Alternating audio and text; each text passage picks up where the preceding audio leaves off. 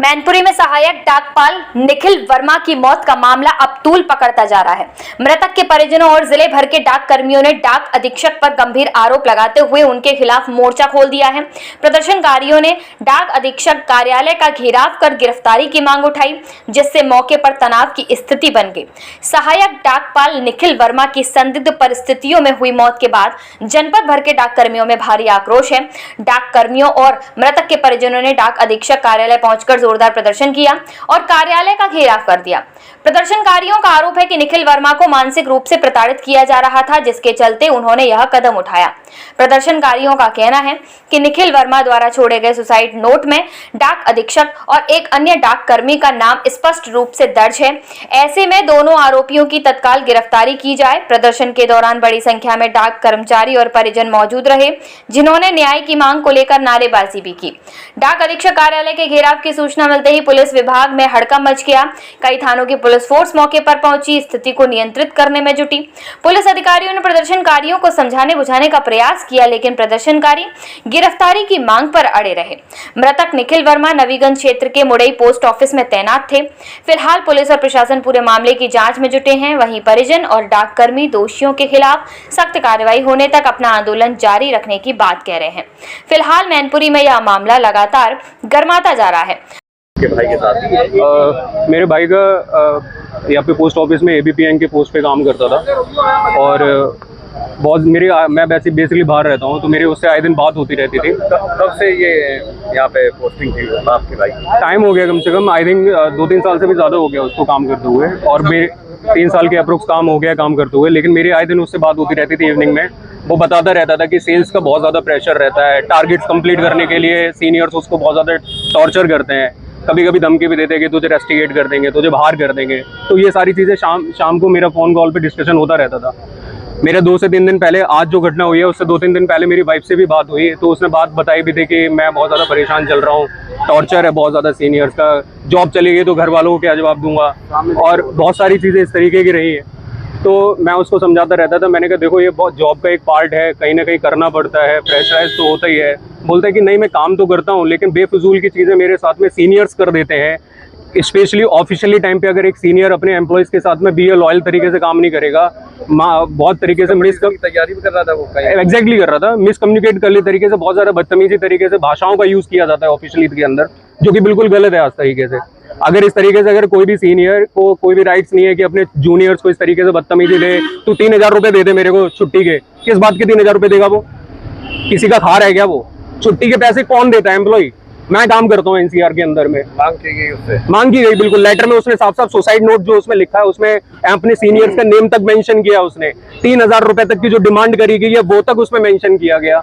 बहुत सारी चीजें उसमें सुसाइड नोट, जब कोई व्यक्ति मरने जा रहा है अपनी बात एक लेटर पे लिख कर जा रहा है, अपने सीनियर्स का प्रॉपर नेम मेंशन करके जा रहा है, तो आप समझ सकते हैं कि प्रेशराइज कितने अपर लेवल पे होगा जो व्यक्ति आज सुसाइड करने पे मौजूद है। इतनी बड़ी बात हो गई, जैसे आप भाई हैं, उसने आपको नहीं बताया कि ऐसा कुछ है? जैसे नहीं, उसने इस तरीके की हरकत करने से पहले उसने मुझे कोई इंटीमेशन नहीं दिया था। मैं उसे समझाता था कि टारगेट्स वगैरह होते हैं, प्रेशराइज होता है, ये सारी चीजें तुम कर सकते हो, लेकिन थोड़ा सा होता है कि तू इग्नोर मार अगर सीनियर इस तरीके से चीजें कर रहा है। लेकिन जब मुझे नहीं पता था कि वो बाकी में इतना ज्यादा परेशान हो गया है कि उसको आज ये स्टेप लेना पड़ेगा। सुबह सुबह मैं अपने ऑफिस में खुद जा रहा था, तो उसकी तरफ से घर से कॉल आया कि इस तरीके से निकलने सुसाइड करने की कोशिश करी और वो एक्सपायर हो गया है। मैं शॉक था उस जगह, क्यों मतलब इतना प्रेशर अचानक से इसके ऊपर कि मतलब बंदा सुसाइड कर रहा है। और चलो ठीक है, कर लिया। अब प्रोसेस ही होता है कि चलो उसने अपनी सारी बातें एक लेटर पे लिखी गई है। लेटर पे लिखने के बाद हमने अपनी जो भी कानून ऑफिशियल तरीके से उस कानून की कार्रवाई हमने डिमांड करी कि सर प्रॉपर तरीके से जिस कैंडिडेट ने सुसाइड किया है उसने लेटर के प्रूफ में सारी चीजें एविडेंस में लिखी हैं, सारी बातें। आप उस बेस पे आप उनके सीनियर्स को आप अरेस्ट क्यों नहीं कर रहे हो? अच्छा, आखिरी बार आपकी कब बात हुई अपने भाई से? 2 से 3 दिन पहले हुई थी मेरी बात, मेरी वाइफ के फोन से। क्या बात हुई? नॉर्मली परेशान था, बोल रहा था कि बहुत सारी चीजें चल रही है तो ठीक नहीं है। मैंने कहा चल कोई बात नहीं, तो मैंने हंसी मजाक में उसको माइंड डाइवर्ट करने के लिए कहीं ना कहीं उसको मैं बोल देता था कि अभी कुछ नहीं ऐसा हो जाए। क्या मांग है आप लोगों की? मेरी मांग सीधी सिंपल सी एक बात ये है, जो उस सुसाइड नोट पे लेटर पे जो भी नेम मेंशंस हैं उनको विद इन 24 आवर्स के अंदर पुलिस डिपार्टमेंट उनको अरेस्ट करे और सामने लेकर आए। That's it. हम कुछ नहीं चाहते। बात करिए अभी सी साहब से, तो उन्होंने बोला it's a process for the जो भी रेगुलेशंस हैं, हम 1 से 1.5 महीना भी प्रोसेस लग सकता है। सर मेरा बंदा चला गया है, मेरा भाई गया है, मजाक है क्या सर? ये 1.5 महीने लगेगा तो सर 1.5 महीने के लिए उस बंदे को हम अपने हाथों से पकड़ ले तो क्या रहेगा फिर? हम तो कानूनी तरीके से मांग कर रहे हैं, सीधी और सिंपलेस्ट तरीके से, कि लेटर पे जो नेम मेंशंस हैं उन कैंडिडेट को विदिन 24 आवर्स में अरेस्ट किया जाए, दैट्स इट। अभी उठाया जाए डाक कर्मी की सुसाइड करने वाला मामला सामने आया जिसमें एक सुसाइड नोट भी प्राप्त हुआ, क्या है ये पूरा मामला? देखिए, आज सुबह लगभग 8 बजे थाना बिछुआ को एक सूचना मिली कि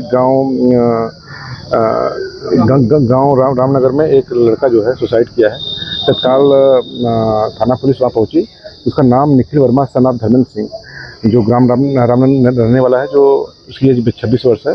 वो बेबर में मुढ़ई पोस्ट ऑफिस में ग्रामीण डाक सेवा के पद पर तैनात था। उसने अपने पंपिंग सेट पे सुसाइड किया है, हैंगिंग किया है।